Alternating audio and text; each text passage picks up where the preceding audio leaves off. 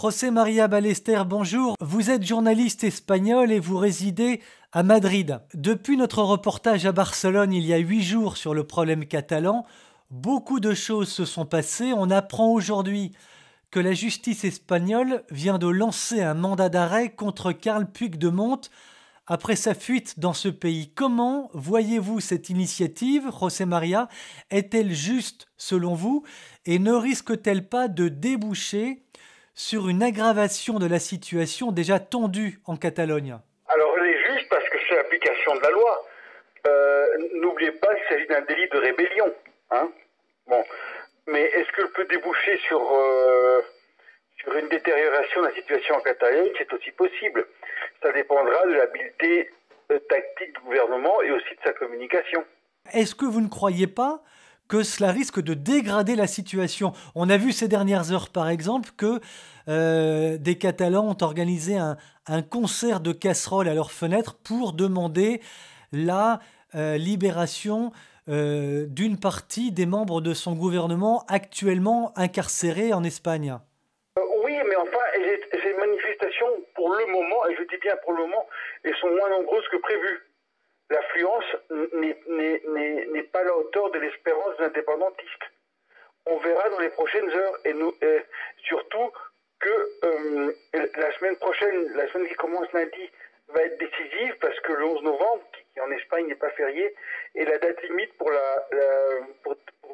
dépôt des candidatures pour les élections régionales en Catalogne du 21 décembre.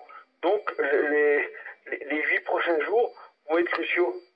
Et tant sur le plan politique, on verra qui est candidat et qui n'est pas candidat, que sur le plan de l'agitation de la rue.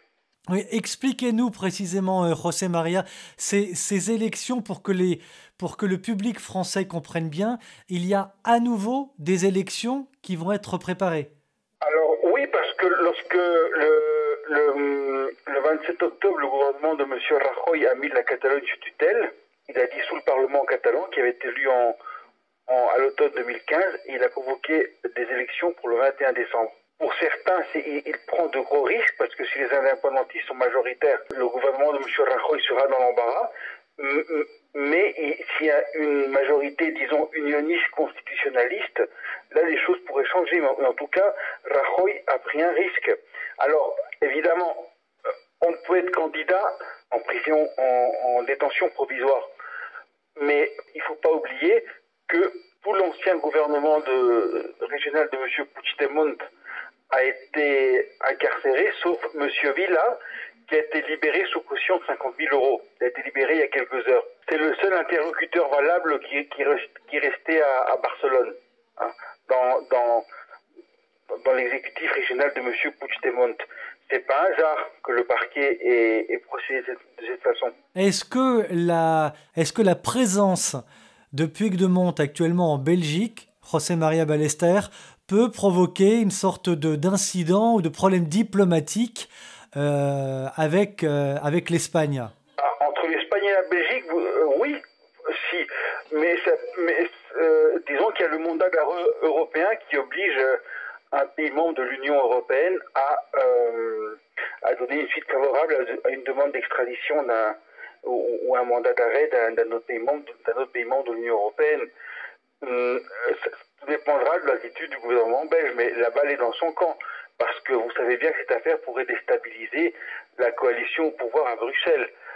Parce que les nationalistes flamands, qui sont très amis de M. Puigdemont depuis longtemps,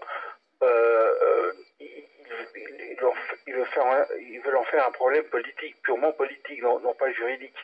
Et donc ça pourrait avoir des conséquences sur la stabilité institutionnelle, la stabilité politique de la Belgique. Et comment est-ce que vous voyez, quel scénario peut-on craindre ou peut-on établir, José María Ballester, dans les jours ou semaines qui viennent? Dans les jours qui viennent, le pire scénario serait que M.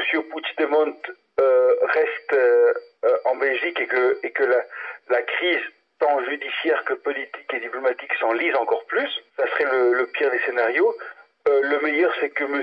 Puigdemont revienne en Espagne prochainement. Et alors là, je pense que le parquet pourrait faire un geste. Ensuite, dans les semaines à venir, le pire scénario serait une majorité absolue des indépendantistes au Parlement régional catalan. Le meilleur, ça serait une victoire des constitutionnalistes. Et alors là, tout pourrait rentrer dans l'ordre rapidement. Merci beaucoup, José María Ballester, d'avoir accepté de répondre à nos questions.